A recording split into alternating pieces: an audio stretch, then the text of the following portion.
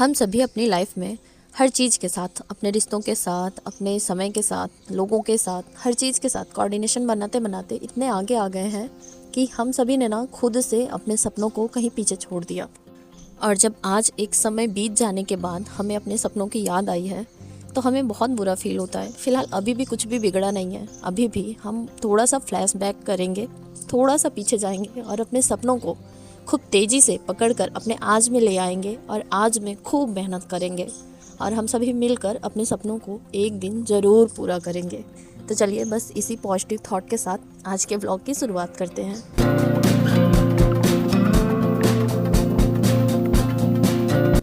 Hello everyone, welcome back to my channel Stree dream.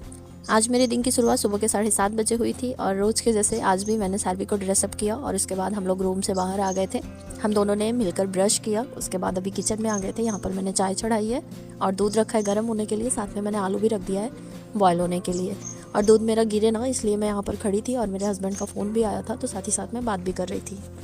और सारवी को भूख लगी थी तो दूध आज थोड़ा ही था, इसलिए मैं अभी गर्म कर रही हूँ। तो ये मेरे गोद में ही है। अभी गर्म करने के बाद फिर मैं इन्हें पहले दूध पिलाऊंगी, उसके बाद फिर मैं अपना कोई आगे का काम करूँगी।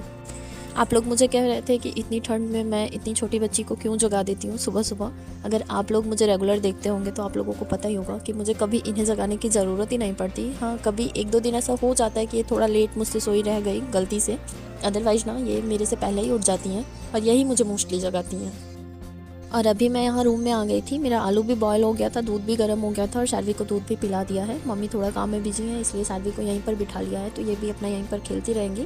और अभी मैं कल 2 टेस्ट दी थी, तो शाम को मेरे पास थोड़ी सी प्रॉब्लम आ गई थी, मैं डिस्टर्ब हो गई थी, इस वजह से मैं फिर और कोई मॉक टेस्ट दे नहीं पाई। तो अभी जो लास्ट 20 अगस्त को एग्ज़ाम दिए था हम लोगों ने, उसी का मैंने मतलब मॉक टेस्ट यहाँ पर सॉल्व किया था PYQ। तो अभी मैं उसको थोड़ा सा एनालिसिस करूँगी, उसके बाद फिर मैं सोचूंगी कि मुझे कौन सा टेस्ट फिर से देना है। वैसे मैंने जब ये एग्ज़ाम दिया था तो उस टाइम मुझे 81 मार्क्स मिले थे, पर मॉक टेस्ट मतलब PYQ जब मैं सॉल्व कर रही थी तो यहाँ पर मैं 70 ही ला पाई थी, क्योंकि मैं इंग्लिश वाला पोर्शन की ही नहीं थी। यहाँ पर बहुत कम मार्क्स आए थे मेरे। पर अभी मैं देखूंगी कि मैंने कहाँ कहाँ पर गलतियाँ की हैं और उन अपनी गलतियों को सुधारूंगी। और उसके बाद आगे से कोई भी अगर PYQ या मॉक टेस्ट में दे रही हूँ तो कोशिश करूँगी कि फिर से वो सारी चीज़ें पलट कर मेरे साथ फिर से मतलब मैं उसमें गलती ना करूँ।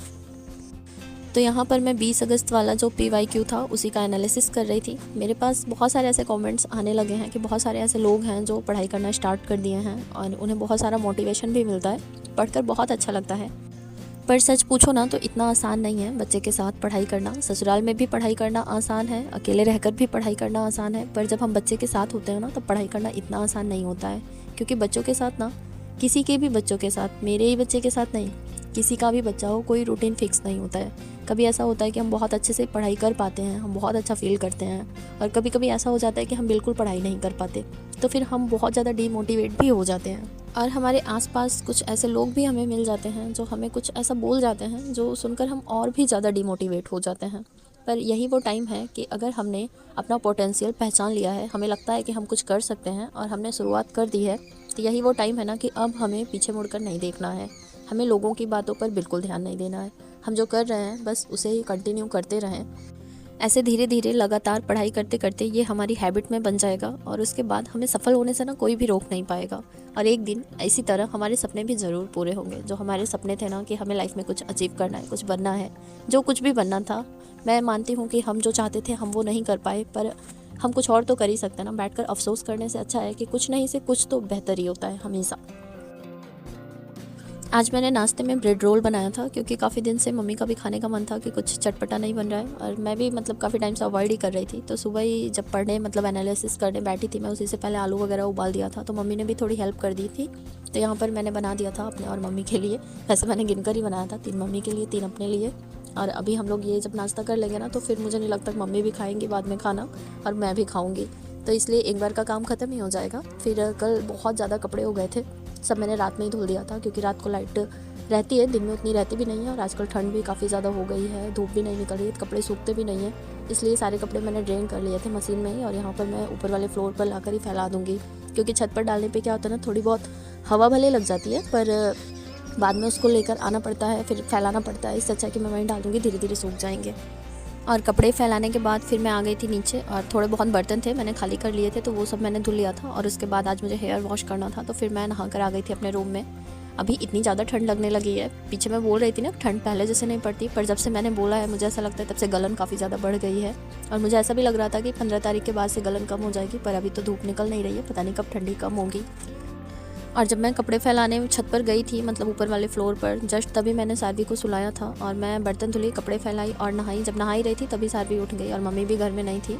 तो बस आज इतनी ही देर के लिए सारवी सोई हैं। कभी कभी क्या होता है ना, जब इनकी नींद डिस्टर्ब हो जाती है किसी कारणवश, तो फिर ये पूरा दिन नहीं सोती हैं और पूरा दिन परेशान करती हैं। तो आज कुछ ऐसा ही सीन हुआ है मेरे साथ। आज ये मुझे सुबह से बिल्कुल पढ़ाई नहीं करने दी है, बस परेशानी कर रही हैं। और जब पढ़ाई नहीं हो पाती है ना तो बहुत ज़्यादा गुस्सा लगती है। कभी कभी ऐसा लगता है ना कि मार पीट कर सुला दूँ, फिर ऐसा लगता है ना कि बच्चे की क्या गलती है, मैं बच्चे के ऊपर क्यों गुस्सा करूँ। इसलिए अभी फिर मैं इनके साथ ही खेल रही थी थोड़ी देर, इनको बाहर भी ले आई, मम्मी के साथ भी ये जा ही नहीं रही थी। मैंने सोचा मम्मी के साथ ही अगर हो जाती हैं तो थोड़ा सा टेस्ट वगैरह दे लेती हूँ या फिर कुछ पढ़ ही लेती हूँ, पर ये बिल्कुल आज मेरा पीछा ही नहीं छोड़ रही हैं। तो फिर मैंने भी थोड़ा सा रख दिया, मैंने कहा चलो ठीक है चलेगा, दिन में मैं ये सब काम कर लेती हूँ, मतलब इनके साथ खेल लेती हूँ। उसके बाद फिर मैं देखूँगी जब ये सोएंगी ना तो उसी टाइम मैं भी थोड़ा सा सो लूँगी, ताकि रात में आज मैं अपनी पढ़ाई खूब अच्छे से कर पाऊँ। और आज ऑलरेडी 17 तारीख बीत ही चुका है, मतलब दिन बीत चुका है, अभी रात हमारे पास बाकी है। सब लोग लगे रहिए, जो जितना कर सकता है, जितना भी जिसकी पोटेंशियल है, सब लोग झोंक दीजिए, सबका पेपर पास हो जाएगा। उम्मीद मैं यही करती हूँ। बाकी जो भी होगा, हमारी मेहनत को भगवान देख रहे हैं, ज़रूर इसका फल हम लोगों को देंगे। और आज यहाँ पर मैं नहीं पढ़ पा रही थी तो सारवी को पढ़ाई करने का बहुत मन हो रहा था। ये अपनी सारी बुक्स मम्मी के रूम में रख कर आ गई थी, तो यहाँ पर 2 ही था। एक पढ़ने के बाद दूसरा वाला उठा कर दे रही है, कब ये वाला पढ़ाओ, फिर वो ख़त्म हो रहा है, फिर दूसरा वाला उठा कर दे रही है, कब ये वाला पढ़ाओ। बस इनका बहुत ज़्यादा मन है आज पढ़ाई करने का। कितना अच्छा लगता है ना, अंदर से बहुत अच्छी फीलिंग आती है कि बच्चे हमारे मतलब इतना पढ़ने के शौकीन होंगे, या फिर जिस भी चीज़ में हम इंटरेस्ट दिलाएंगे उसी फील्ड में आगे जाएंगे। तो अगर हम लोग मेहनत करेंगे तभी तो हम बच्चों को अच्छा भविष्य देंगे। हम जो कर रहे हैं ना, ये रास्ता मुश्किल ज़रूर है पर नामुमकिन नहीं है। मैं तो बस यही कहूँगी कि जिसको भी करना है ना, सब लोग लगे रहिए। एक ना एक दिन देखना मेरी बात आप लोगों को कहीं ना कहीं जाकर सही लगेगी। और अगर नहीं भी करेंगे ना तो एक दिन ऐसा भी आएगा, क्या पता हमें बैठकर अफसोस करना पड़े कि काश उस टाइम भी पढ़ लिए रहते। इससे अच्छा है ना कि अफसोस करने से बेहतर है कि आज पढ़ाई कर लें, क्योंकि हम सभी को पता है कि एक पढ़ाई ही है जो हमारे भविष्य को, हमारे बच्चों के भविष्य को और मतलब हर तरह से हमारे जीवन को बेहतर बना सकती है। तो बस इन्हीं कुछ बातों के साथ आज के वीडियो ब्लॉग को मैं यहीं पर समाप्त करती हूँ। कल फिर मिलती हूँ एक नए वीडियो ब्लॉग के साथ, कुछ नई बातों के साथ। तब तक अपना खूब ख्याल रखिए और हमारे साथ बने रहिए। चैनल पर नए हैं तो please like, share and subscribe जरूर कर दीजिए।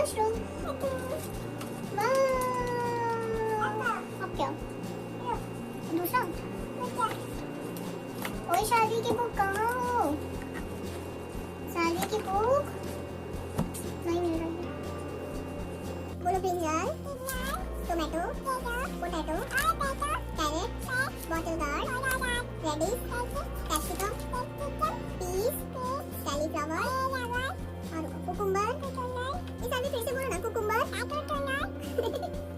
और अनियन और चिली, पंपकिन और कैलीफ्लावर, लेडी फिंगर, मशरूम।